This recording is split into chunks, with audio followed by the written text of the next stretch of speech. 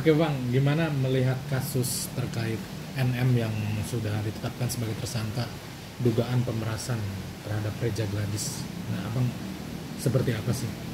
Ini kasus Nikita Mirzani kemudian statusnya sebagai tersangka dalam laporan kepolisian di Polda Metro Jaya. Jadi begini, penyidikan di Polda Metro Jaya itu adalah penyidikan yang berlangsung secara hati-hati.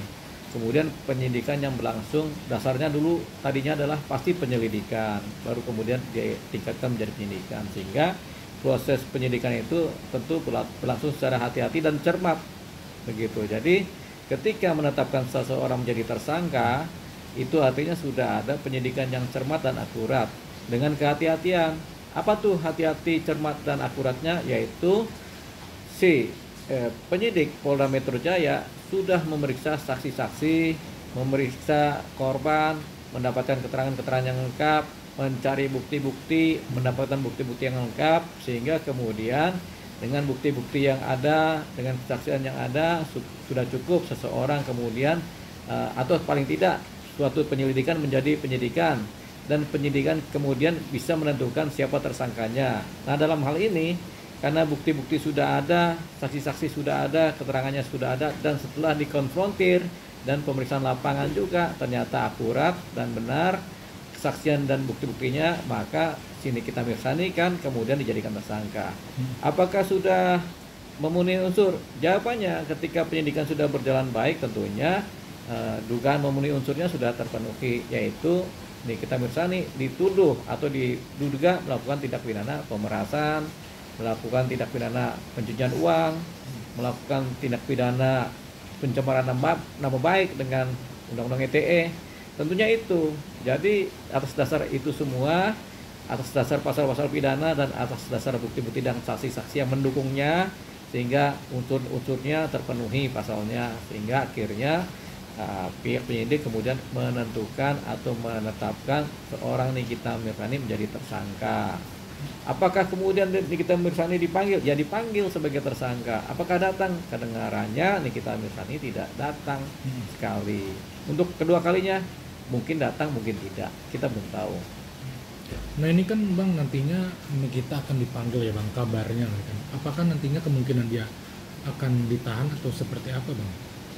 Jadi ketika Nikita dipanggil kedua kali sebagai tersangka dan dia hadir, pemeriksaan itu akan berjalan. Pemeriksaan terhadap Nikita Mirzani sebagai tersangka, kemudian pasti ada permintaan keterangan buat Nikita Mirzani terhadap bukti-bukti yang sudah ada, terhadap keterangan saksi dan keterangan korban yang sudah ada.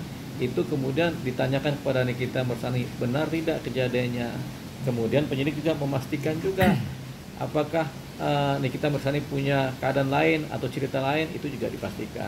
Tapi kemudian kalau semua keterangan saksi, keterangan korban, bukti-bukti kemudian sudah dikonfrontir dengan Nikita Mirzani sebagai tersangka, dan ternyata itu kuat, bahwasanya bukti-buktinya kuat, saksi-saksinya kuat, dan Nikita Mirzani sebagai tersangka, dan mengingat pasal yang dituduhkan ke Nikita Mirzani adalah pasal-pasal yang kemudian ancaman hukumannya adalah lebih dari 5 tahun, maka Nikita Mirzani berdasarkan keadaan-keadaan pasal-pasal yang dikenakan, yang ancaman hukumannya 5 tahun, maka seorang Nikita Mirzani bisa kemudian ditahan. Begitu, ditahan kenapa? Karena ancaman hukumannya lebih dari 5 tahun. Apa saja pasal-pasal yang ancaman hukumannya lebih dari 5 tahun? Yaitu pasal pemerasan, pasal tindak pidana pencucian uang, TPPU, itu ancaman hukumannya lebih dari 5 tahun. Termasuk juga ada pasal di pencemaran nama baik yang Undang-Undang ITE juga ancamannya juga ada yang lebih 5 tahun.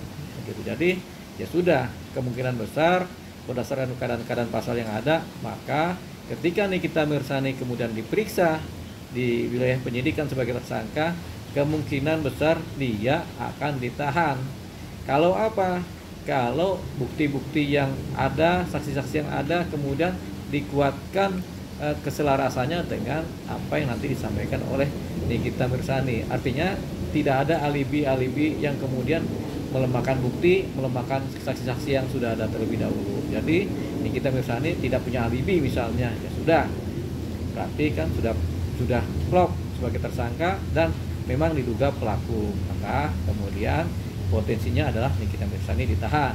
Tapi kalau ada alibi-alibi lain yang kemudian bertentangan, tentunya ada suatu posisi di mana penyidik kemudian mencoba kemudian menganalisa ulang status tersangka Nikita Mirzani, dan kemungkinan besar kalau ada alibi lain yang bertentangan yang kemudian tidak klop dengan bukti, bisa jadi Nikita Mirzani kemudian bisa tidak ditahan gitu.